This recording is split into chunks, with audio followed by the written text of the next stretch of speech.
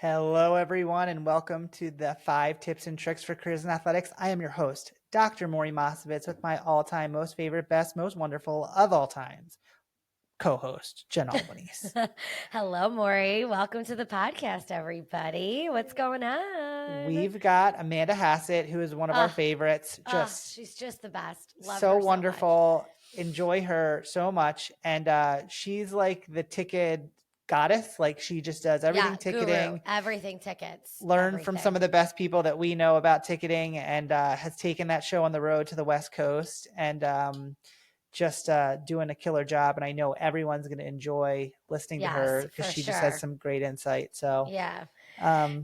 It's funny when you think about tickets, like, obviously we're older than, maybe some of our listeners. Yeah. But like, it's funny to think about what was like the craziest like concert ticket or sporting event ticket that you wanted to get, like even when you were a kid or like whenever really in life.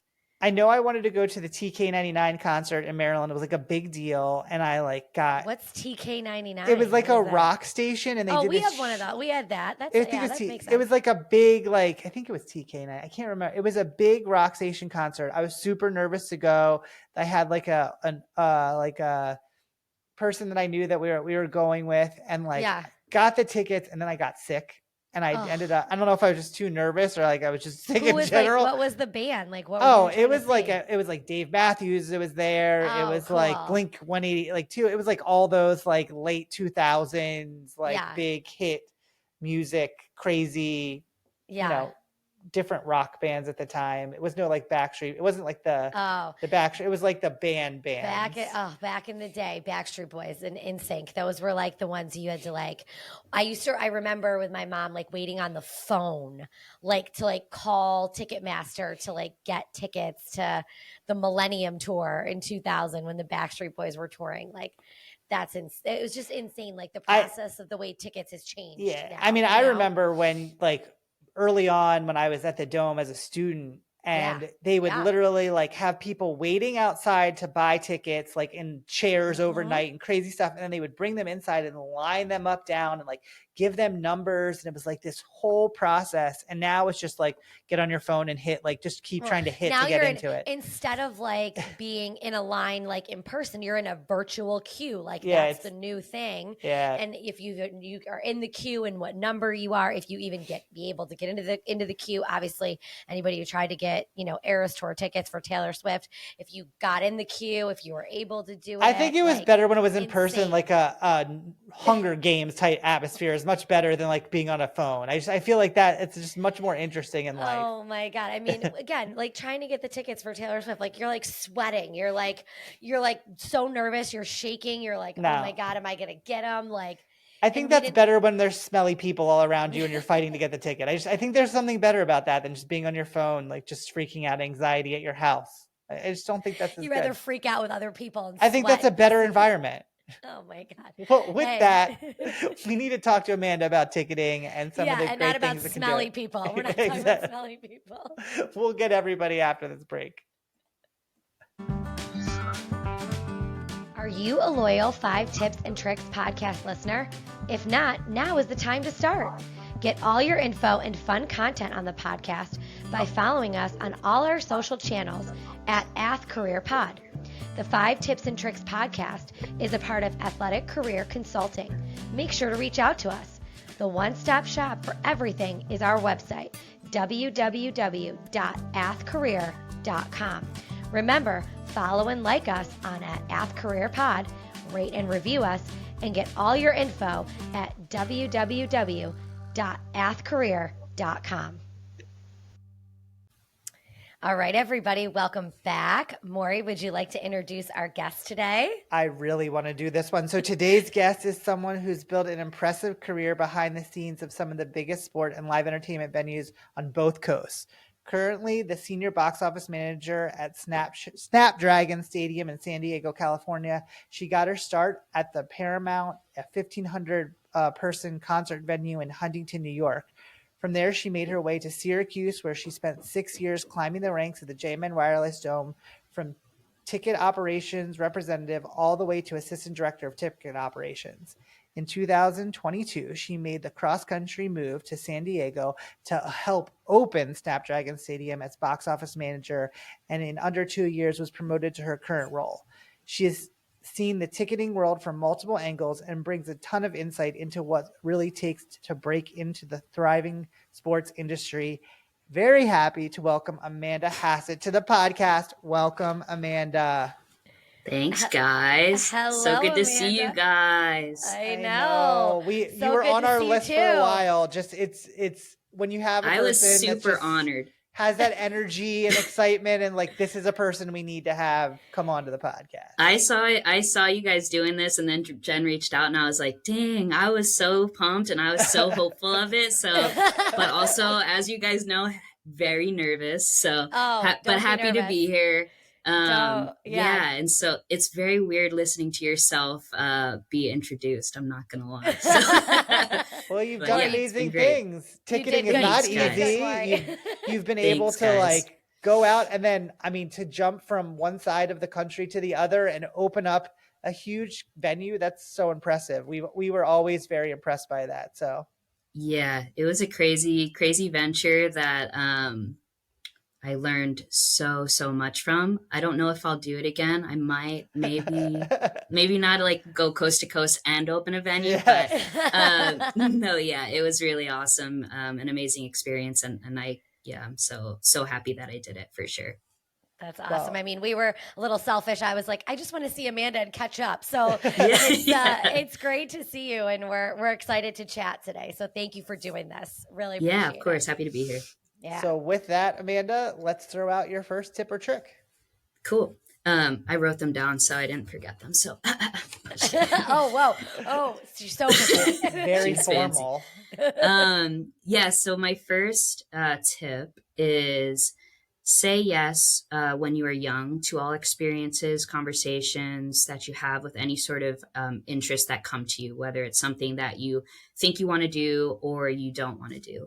So that really comes from me and my experience on how I got into this industry. And it's kind of non-traditional in the aspect of like, I had no guidance into getting into the sports industry. It all kind of came natural. And it started with me meeting someone in college who really loved music and had me fall in love with music with him. So he started bringing me to local concerts. I grew up on Long Island, and he started bringing me to small local shows, like, 100 people. And I really started like understanding like, okay, I'm really into this. And then I started meeting people who actually were booking those shows. And then I got an internship with that booking company. And the final internship final was, you're going to book your own show. So I booked my own show, and I learned how to book artists, how to market the show, how to ticket the show. And from that, I met, one of my mentors, and at the time, one of my best friends, who was running the Paramount in the ticket office. And she got me into ticket scanning. So I started, doing ticket scanning. And then I was like, oh, I could actually, work in the ticket office and start selling tickets. And then she started working for Live Nation. And then I was like, okay, well, I can go work at bigger venues with Live Nation. And just all these small little things that were trickling just because I, had this one conversation with one person that opened up the door to this huge conversation with all these other people, and opportunities that just kept getting dropped in my lap. For something like, in all honesty, when I was in college, I studied film. Like, I had no desire at all to be in the ticketing world. And then the reason I got to Syracuse was because I was dating someone long distance from a band that I booked at the first show that I was in the booking company. That's so cool.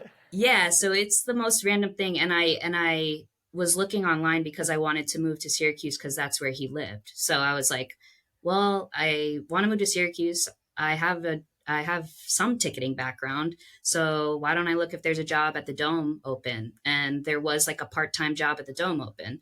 So I applied. I got on a call with somebody that worked in the ticket office there, and they were like, yeah, when are you moving up? You can come work here.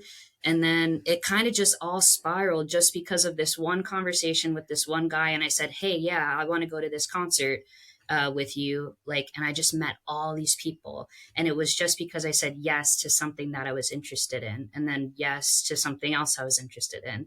And I think that so many people, you know, are so scared. They have like this idea of like, I'm going to college, I want to do this, I have this like one idea and I'm going to take that path and get there.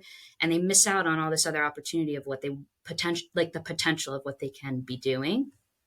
And if I didn't say yes to that one conversation, I wouldn't be where I am today. And I just think that that's the coolest thing about life in general is like how that one little life changing conversation can change. Like, I wouldn't be insane. I could not be sitting at this desk right now if I didn't have that one little conversation. And I think that's the coolest thing.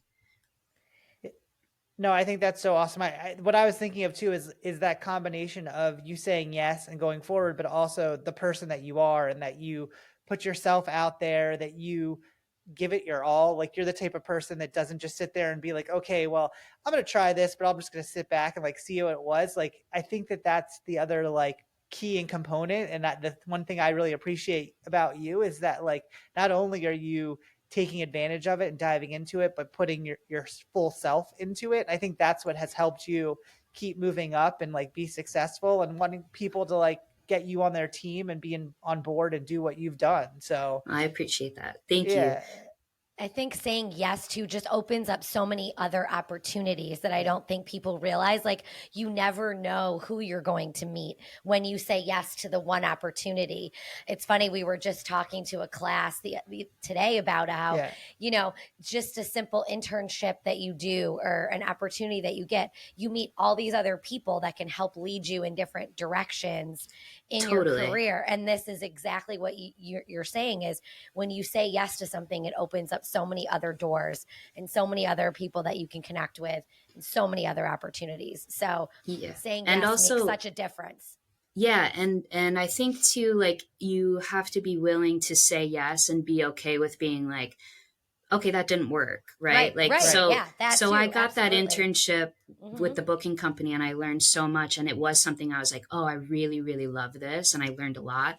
But when I was also in college, I got a sales, like a ticket sales job as well, which was like cold calling and selling season tickets and stuff like that. And I was like, whoa, this is not up my alley. But if I didn't say yes to that opportunity either, I wouldn't have known like, this is definitely not the direction that I want to lead myself in.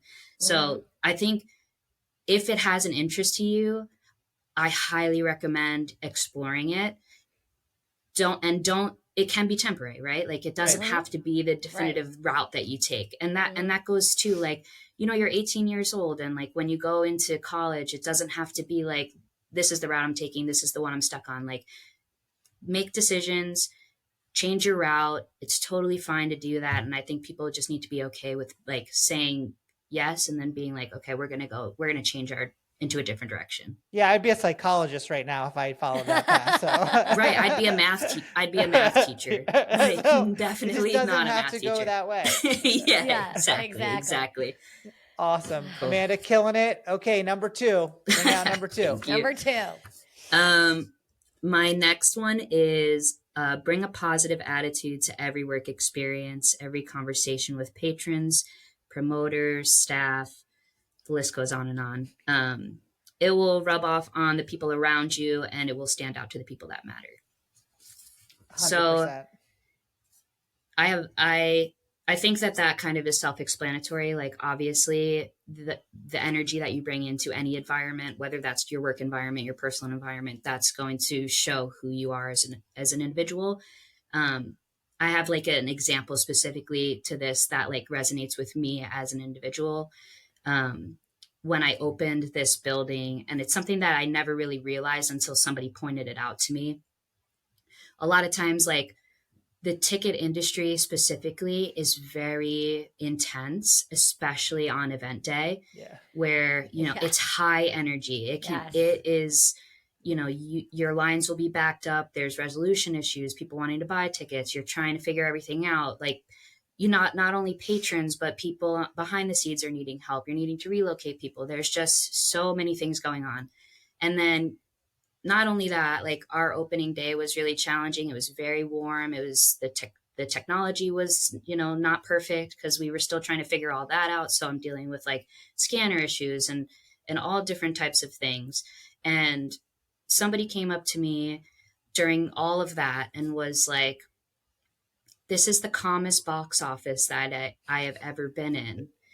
And I took a step back because I didn't realize how I was acting. I was just acting how, like, portraying the energy that I like to put out into the world. Being yourself.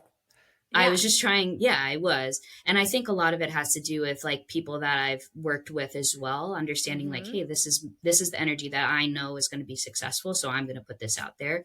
But for somebody to recognize that and say, this is the calmest box office that I've ever been in, and knowing that we are still getting the work done and everybody around us is not in that like panic, like, oh my God, the world's ending kind of box office mentality that can happen, was so eye-opening to me about how much that energy matters in your everyday life.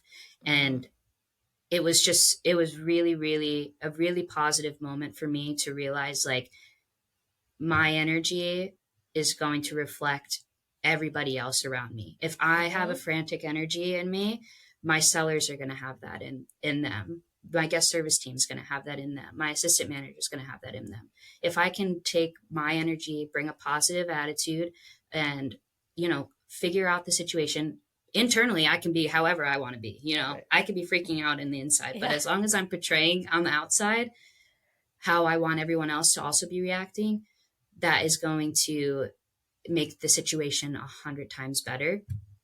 And it reflects, right? Like people will see that and people will want to work with that. And it will only help you in the long run. People say good things about me and my energy because that's the energy that I'm trying to portray into the world. I mean, I can remember times working with you where I saw people like right up in your face and you just stayed completely like calm. You have to. And I just want to tell you, I don't think I have it in me, though I will try. Jen will tell you that's just not who I am. But it's I always have respected the fact that you have someone that might be incredibly drunk or someone that has like just no tact to them, and you just treat them with so much dignity and calmness. And I'm like, I've always been impressed, Amanda. So I will tell you. Thank you. Yeah, it's not easy, and it'll reflect with your sellers, right? But you also have to be in a space of like you don't want to be talked down to, and there's times where I need to step in where people are being rude to my part-time staff, where I'm like, hey, okay, we have to reel this back in. Yeah. But de-escalating the situations is so much easier when you come into it with, this like even keeled, level-headed situation. And trust me, I know it's not easy. And there's times where I want to snap, but I really do my best not to do it. Yeah, it just gets you so much farther when you put that so energy much further out. And positivity, again, across any of sport or really any industry, just helps any situation. It helps keep people going in the right direction and not, because again, in sports especially, we're not saving lives here. We're trying to bring joy to people. We're trying to make people have a good time. So if you're portraying that, hopefully that's going to go into the fan and the guest. So, and into I your love staff. that saying, we're not saving lives. I say that a lot. I say that a lot to my staff when they are like panicked. I'm like, hey man, like this is not heart surgery. Like we're not doctors. Like it's going to be okay. We're going to solve the situation. Like, let's just take a breath and we'll figure this out. It's good to put that into perspective for people sometimes. Totally. Like, hey, we're just trying to get people in to watch a football game. You know what I mean? Like we're not trying to hurry you into surgery here. So absolutely. Yeah, but positive is always better than the alternative. So I agree 100%. Okay, well, this one was good. Jen, number 3. Number 3. You gotta keep me on track. Number 3. Yeah, number 3. Number 3. Okay, number 3.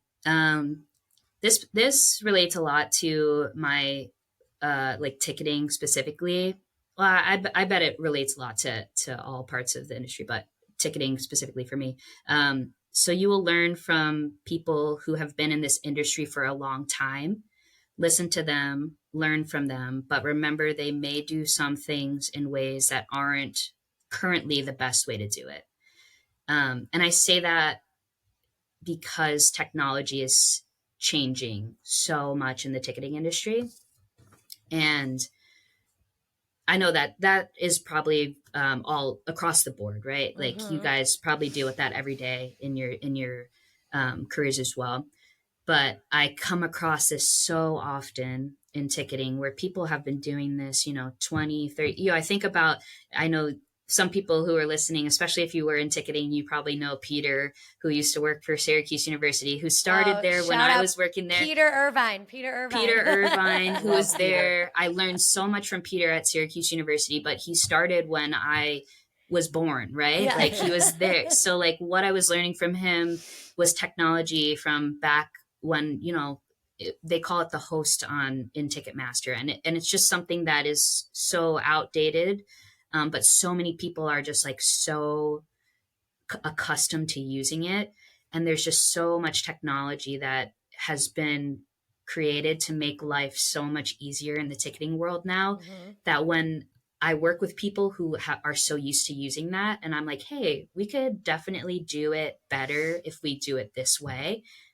Their minds are like completely blown. And it's happened recently, like with a concert build that we had where I was like, working with somebody who does something in this specific way every single time.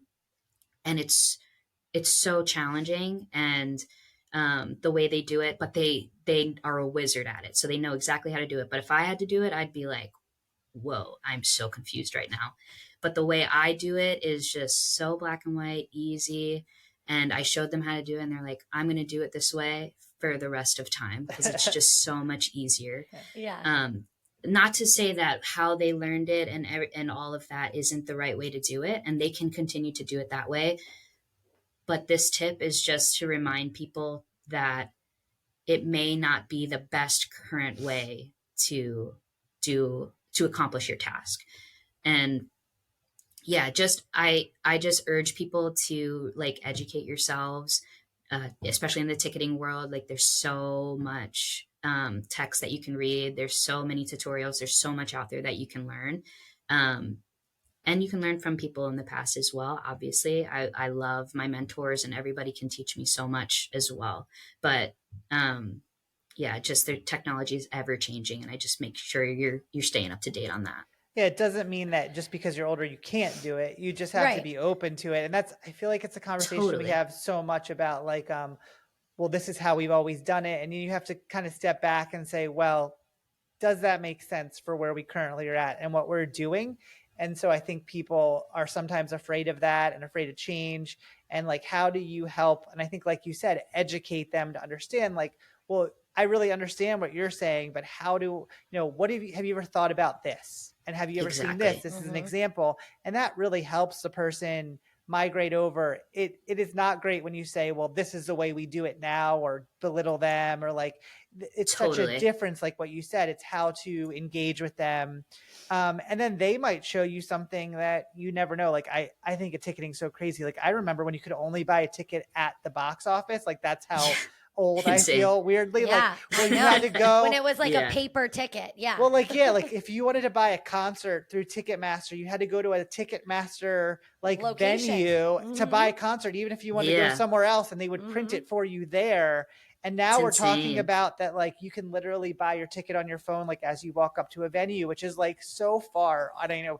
Kids that are 18 are going to think this is the craziest thing, but that's like so far from what was reality. And totally. You have to make those transitions. And like, as you said, like even in my own professional life about like, this is how we were typically setting up space or like making things and designing things or working with things, and how that might just not be effective anymore. It doesn't need to be this huge piece of equipment. It can be a smaller piece that's more nimble and easier to use. And so, being open to that and being open to like talking to people that might be doing things. And then sometimes saying, hey, this doesn't fit for us the right way. Let's find a different path that's newer and works. And it's a great example.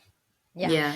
You totally. And more, something else you said about, patrons coming up to the box office and lining up and all that stuff. It made me think also about educating, people who used to do that, right? Yeah, right. Like the fan themselves. We do that often. Yeah, the fan themselves. So a lot of times I have to tell people who are lining up at the box office to potentially buy like a ticket that might sell out for a show that might sell out or something. Hey, you should probably actually go online, because I'm not going to have any tickets here at the box office, because they're all going to sell online before like I can get you anything here. Right. So educating patrons as well as, staff. It's a totally interesting process. Yeah, I spent 8 hours outside reminding people to download their tickets before they got to the stadium, like, because you'll take forever to get in. I just did that. So like, there's these things that you got to learn new, and how do you transmit that to the people that are coming to your venues? It's just such an interesting process about the evolution of anything within the industry, and how do you deal with that? Totally. Absolutely. That's a good one. Okay. Good. Well, awesome tip. Number 4. Yes. Number 4. 4. We're on number 4. Okay. Number 4. So I wrote, it is okay to sit in the same position for a few years and master your craft. And I write that because I think there's this idea that success is created based on title and money, and that definitely was something that was made up in my head, and I don't know where I learned that from, but I see it often in the younger generation of like people who are trying to bounce from job to job to get a bigger title or to get like more money and all of that. Totally understand why people want to do that, or wanting to like move to a different place, or and try to figure out where they want to land as far as location and all that. But I think there is a beauty in staying where you are and really mastering the craft that you are trying to focus on. And it's funny, I say this now. This maybe should have been my last tip and trick, but I say this now. When I originally moved to Syracuse, I had the idea that I was going to be there for a year and then move to Arizona, because a lot of my family lives in Arizona. And, when I was part-time there, and I applied for a full-time position at Syracuse with Jeremiah. Shout out Jeremiah. He's my boss when I first was there. And I was very transparent. I was like 22 years old, and I was like, hey, like, I love working here, but I probably won't be here a long time. It just doesn't feel like the right place for me to be. And he didn't give me the job. He didn't give me the full-time job, because he's like, I want to give this to somebody who wants to be here and wants to master their craft. Right. And I was totally understanding of that. Learned that I probably shouldn't have been so transparent in the interview process. He let me know that as well. But, long story short, it wound up working out. He just saw in me what I didn't see in myself. So I wound up getting the full-time position, and wound up sticking around for 6 years, because I realized the importance of growth in the industry, and what I could learn from the people that were around me. And I think when I went into it, I really just thought like, oh, I just want to jump around. I want to figure it out. I want to, move around, and like, what's next? And honestly, I thank a lot to Jeremiah, because I think he saw what I needed, what I couldn't see myself. And that was, I needed to be patient, and I needed to stick around, and that I was going to do really well in the ticketing industry. And I just needed the chance that I wasn't ready to give myself. But yeah, I just think that's a really important thing, to be okay with being complacent and mastering that craft that you're in. That's such a good point, because like you said in the beginning, when you were saying that at the beginning about how people just chase the title and chase the next opportunity, and in order, like, staying where you are and really getting good at what you do where you're at is, I feel like, a lost art at some point. At some point you see these interns are like, okay, I want to go here, I want to go there, I'm only going to be here for 6 months, I'm going to be here for a year. Like, it shows your commitment to and like loyalty to a place where, hey, I want to make the place that I'm at better. I want to try to grow there. I want to learn as much as I can from that place, so that I can take that to my next step.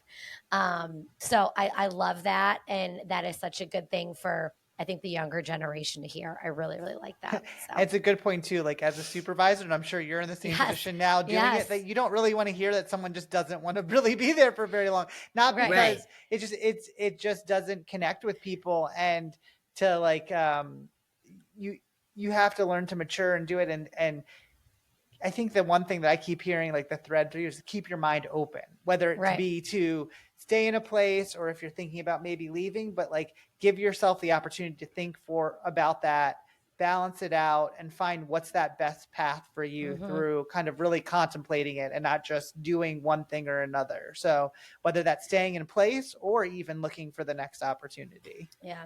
Yeah. And I think that if you are in the right place, you will continue to grow, right? Like like at Syracuse, I knew that the people that were surrounding me were going to get me to a place where I could move to San Diego and run a box office and open a stadium, right? Like I wasn't in a place that I was stagnant. I was still growing every single day.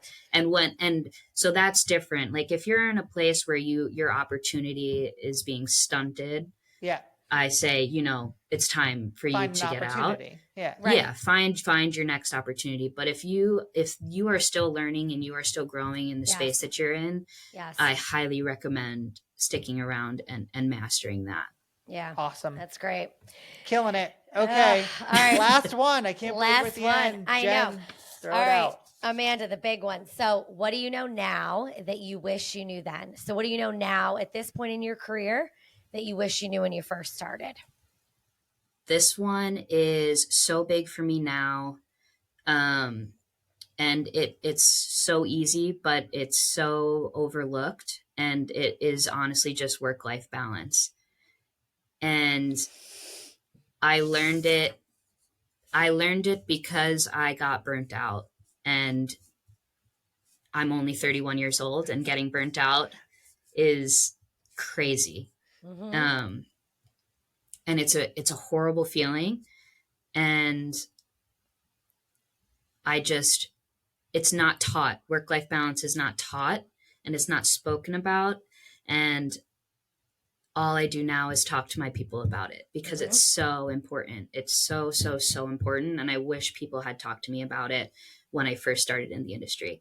And that does not mean that you should not grind. It does not mean you should not master your craft. That does not mean you should not put the hard work in, but that means that you should take time to also learn who you are as an individual outside of the office, because that is so important to the quality of work that you're going to produce inside the office. And I did not understand that until I moved to San Diego, and people out here understand work-life balance, let me tell you. Well, it's 75 and sunny every day. Let me tell you, they understand work-life balance. Most days I go outside and I'm like, does anybody have a job out here? Like literally, it's amazing out here. And I moved out here, and I had come from just finishing basketball season. And when I worked at Syracuse, I was traveling full time with basketball. So I was, and football basically. So I was just on the clock from October to the end of March. I was just dead. Yeah. And there's just no stop to it. No. And I didn't understand that, like, I need to stop. It doesn't help either that Syracuse, like, the winter is really challenging. So you can just invest all your time in work. Yeah. Here it's like a lot easier because I can just, like, go dip my toes in the ocean. Rub it in. But yeah, like I went from that to then I moved out here to then I had to hire a full staff. I had to open a building. I had to figure out, and I'd never done any of that. So I'm like doing all that as well.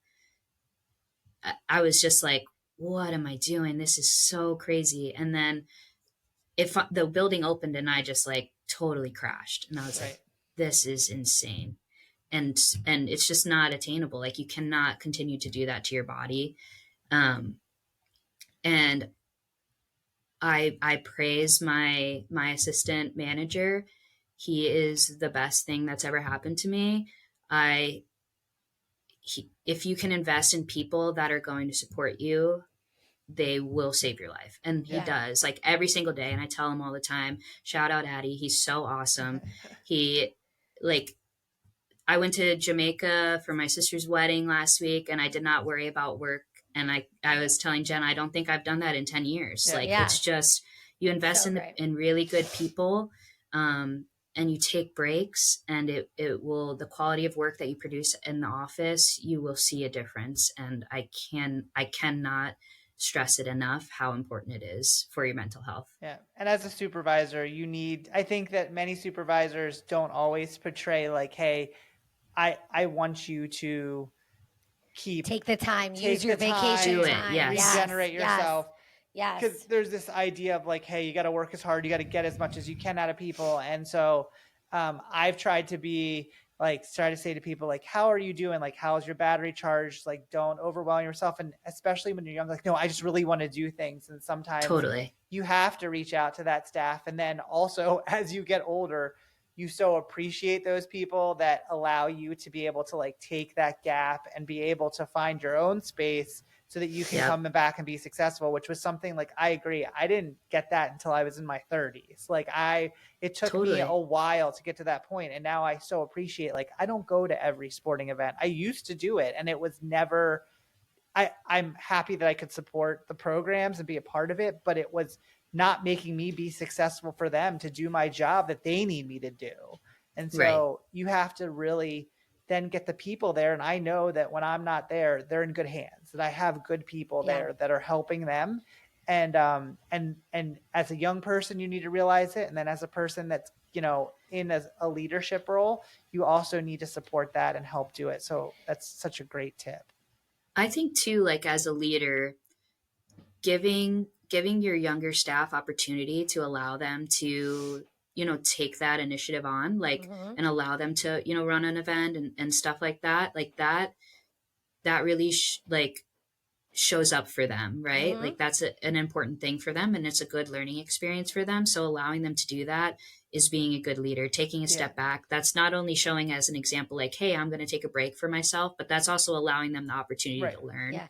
And I think that's really important. I was just going to say, set that example of that work-life balance so that the people underneath you can see you doing it as well.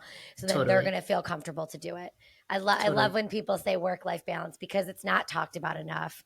No. I'm so glad you said that, because it's not talked about enough. And to do it in the beginning is only going to set you up for success for your whole career. So agreed. How perfect. What a way to end it. Perfect, nice ending, Amanda. Nice job.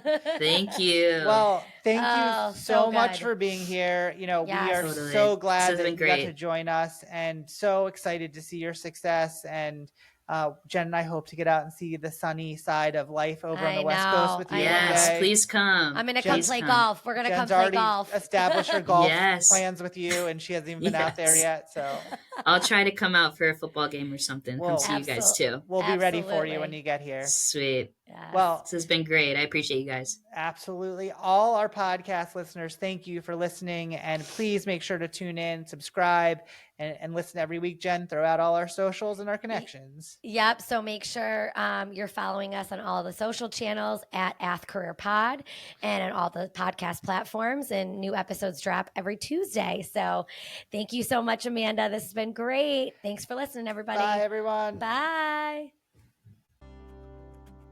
If you like the 5 Tips and Tricks podcast, make sure to subscribe on your favorite podcast platform. You can rate and review us, including questions that may be answered on future episodes. The 5 Tips and Tricks podcast for careers in athletics is part of Athletic Career Consulting. Check us out at www.athcareer.com. Don't forget to follow and like us on your top social media platforms.